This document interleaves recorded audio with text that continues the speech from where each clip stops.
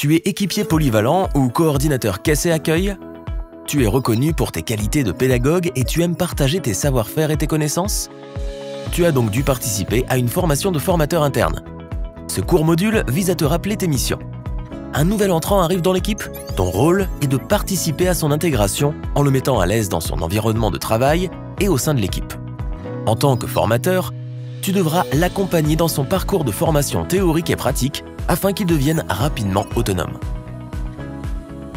La première étape consiste à former le nouvel arrivant via un parcours composé de différents modules d'e-learning via Léon.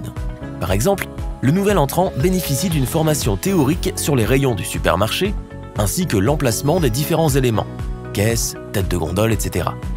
La formation théorique se fait de façon autonome, mais le nouvel entrant peut s'adresser à toi en cas de difficulté de compréhension.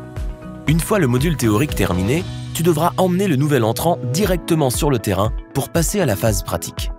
Tu lui montreras comment effectuer les tâches, tu lui donneras des consignes supplémentaires ainsi que des conseils.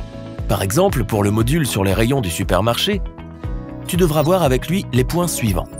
Les différentes familles et sous-familles de produits et leurs emplacements en supermarché. Les affiches prix avec une explication de ce qui figure dessus. La durée de conservation des marchandises. Les supports de publicité en supermarché. Cela peut sembler beaucoup à expliquer, mais ne t'inquiète pas. Des fiches pédagogiques sont à ta disposition pour chaque module. Y figurent tous les éléments clés à transmettre aux salariés en formation. Lors de cette étape, tu devras transmettre différents savoirs et éventuellement répondre à des questions. Reste donc souriant et bienveillant. Ta principale mission est de motiver le nouvel entrant et de lui donner envie d'offrir le meilleur de lui-même. Une fois la phase pratique réalisée, le nouvel arrivant retourne sur la tablette pour effectuer un test de connaissance en autonomie. Tu pourras débriefer sur ses résultats si besoin. Si le test échoue, il a la possibilité de le repasser. S'il échoue encore, alors il lui est demandé de se rapprocher de toi. Dans ce cas, n'hésite pas à répondre à toutes ces questions afin d'éviter toute confusion. Un salarié sûr de lui et de ce qu'il fait est un salarié qui saura se montrer efficace une fois dans le supermarché.